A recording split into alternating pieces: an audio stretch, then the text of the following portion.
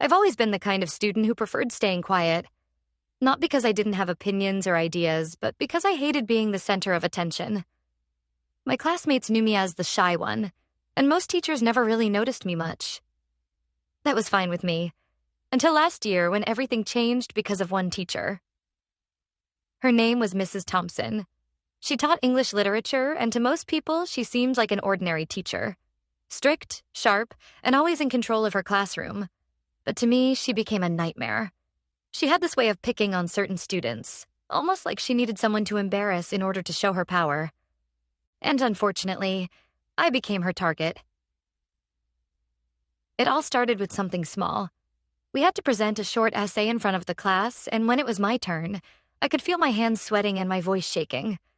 I wasn't a bad student. I worked hard, and my writing was actually pretty strong. But speaking in front of everyone always made me nervous.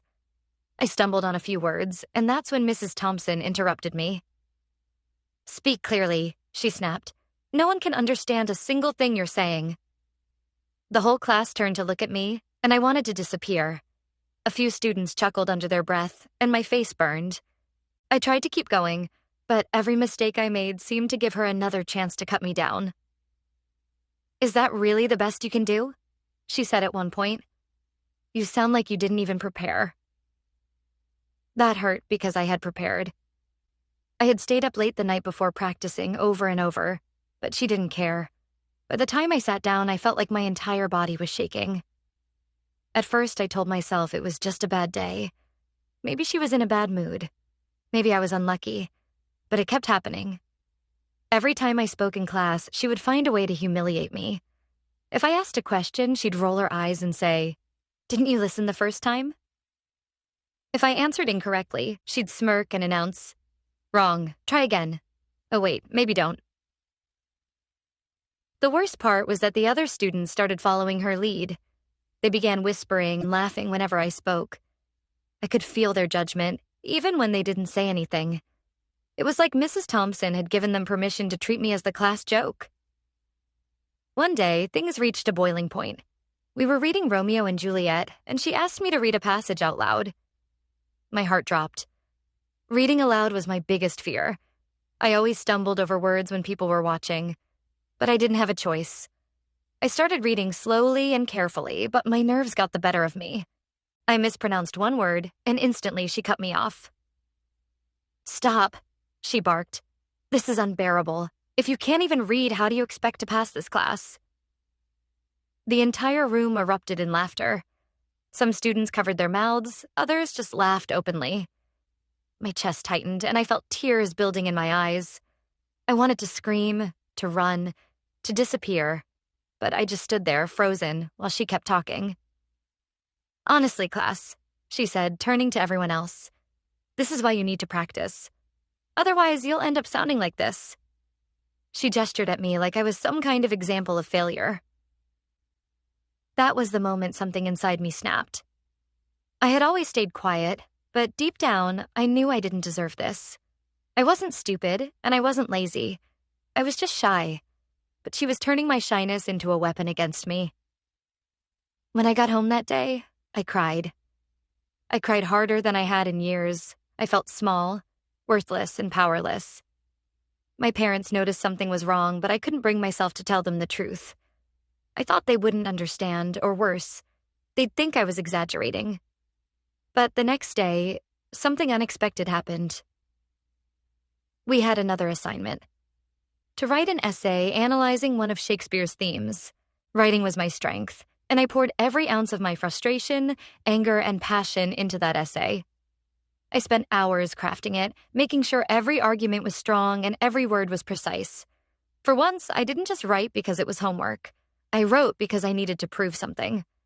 When Mrs. Thompson returned the essays, she walked around the classroom, handing them out one by one. My heart was pounding as she reached my desk. She didn't say anything, just dropped the paper in front of me.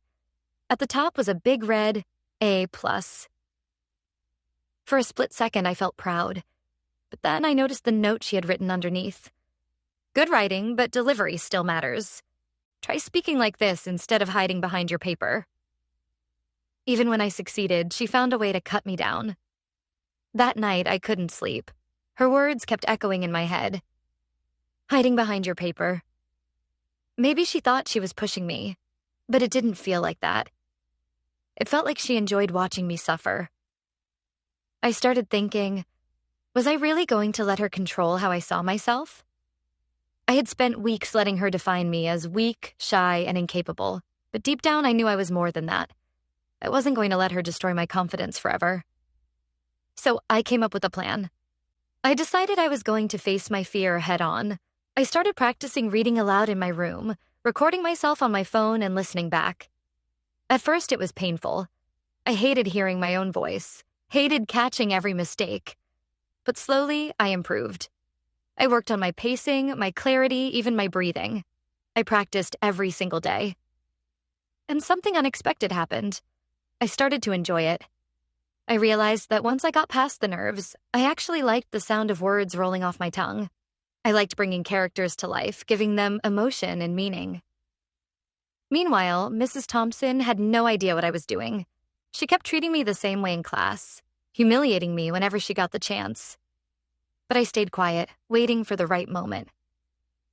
And then that moment came.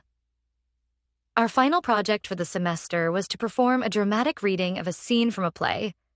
Every student had to choose a partner and act it out in front of the class. My stomach dropped when I heard the assignment, but then I remembered all the work I had been doing. This was my chance, not just to prove her wrong, but to show everyone else that I wasn't the weak, stuttering mess she had painted me as. I partnered up with my friend Emily, who had always been kind to me even when others weren't. We practiced together after school, and she kept encouraging me. "You're actually really good at this," she said once. "I don't get why you let her get to you." Hearing that gave me even more strength. Finally, the day of the performance arrived. My heart was racing, but I wasn't the same person I had been a month earlier. I was ready. Mrs. Thompson sat at her desk, arms crossed, clearly expecting me to fail. The class was buzzing, waiting to see me embarrass myself again. But this time, things were different. When I went home that day after the humiliating incident in class, I thought I could just forget about it. But the truth is, I couldn't. Every time I closed my eyes, I heard the sound of my classmates laughing at me, echoing in my head like a cruel soundtrack. My cheeks burned with shame even when I was alone in my room. I couldn't stop asking myself one question.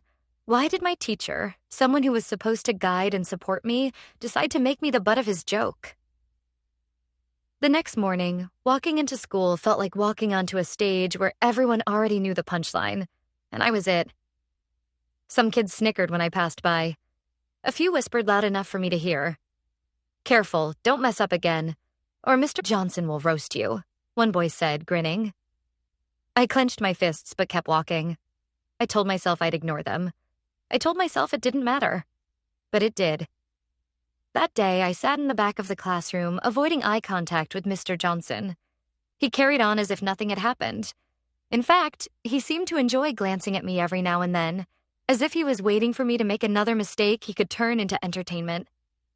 It wasn't just embarrassing anymore. It felt personal.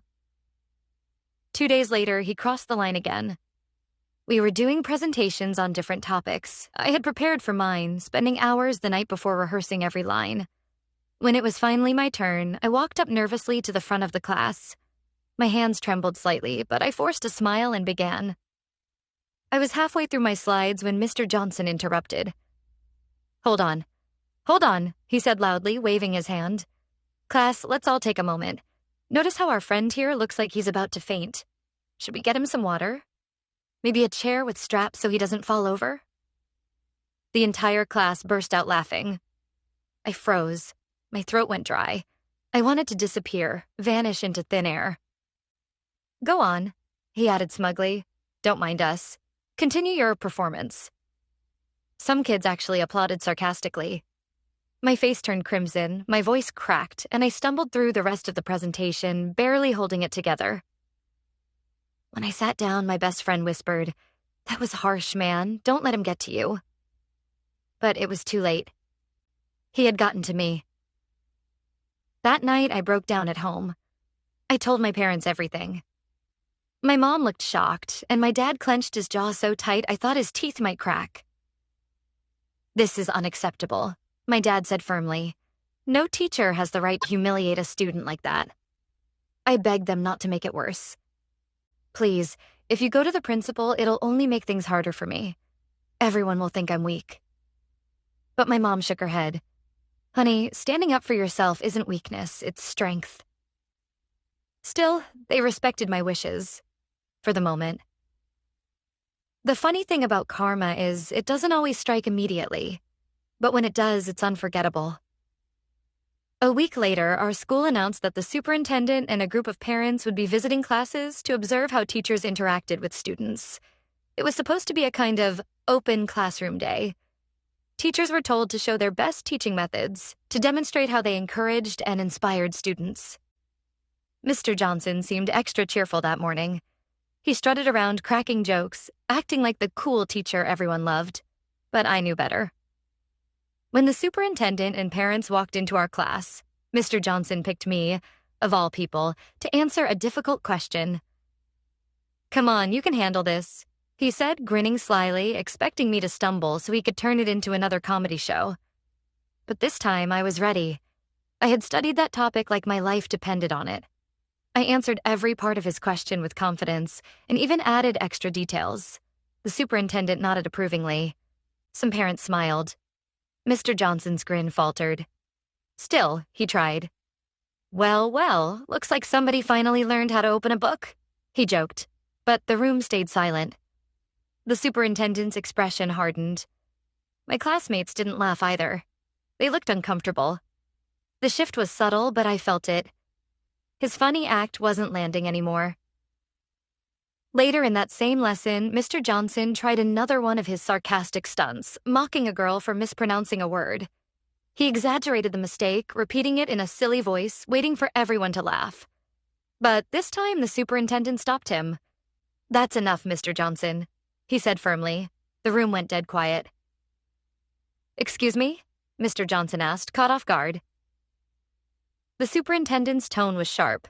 I've been observing classrooms all morning, and I have to say, this is not the kind of behavior we encourage in our schools. Students should feel safe and respected here, not mocked. Parents in the back nodded in agreement. One of them, who happened to be the girl's mother, looked furious. Mr. Johnson stammered, "I was just keeping things light." "No," the superintendent cut him off. "There's a difference between humor and humiliation, and what I've seen here today crosses the line." The class was silent, every student wide-eyed. For the first time, the power dynamic had shifted. The teacher who had made a career out of embarrassing others was the one being publicly called out. I sat there, heart pounding, a strange mix of relief and justice washing over me. Word spread quickly through the school. By the end of the week, Mr. Johnson was placed on leave pending investigation. Some teachers whispered about it in the hallways. Students buzzed with rumors. When I walked into school the following Monday, kids weren't laughing at me anymore. Instead, some came up to me quietly and said, "I'm glad someone finally stood up to him." Even people who had laughed at me before admitted they always felt uncomfortable with the way he picked on students. Karma had finally caught up. Looking back, I realized something important. At first, I thought I was powerless. I thought I just had to endure the humiliation, keep my head down and survive. But the truth is, people like Mr. Johnson only hold power as long as everyone stays silent. The moment someone shines a light on their behavior, whether it's a parent, a superintendent, or even just a student refusing to laugh, it all crumbles. Yes, I had been humiliated. Yes, it hurt deeply. But in the end, that pain turned into something stronger. It taught me to never confuse silence with strength and to never mistake cruelty for authority. Mr. Johnson eventually resigned from teaching. No one said it out loud, but everyone knew why. As for me, I carried the lesson with me through the rest of my life. Karma always comes, even if it takes its time. And sometimes, when I think back to that moment when the superintendent stopped him mid-sentence, I can't help but smile. Because for once, the joke wasn't on me. It was on him.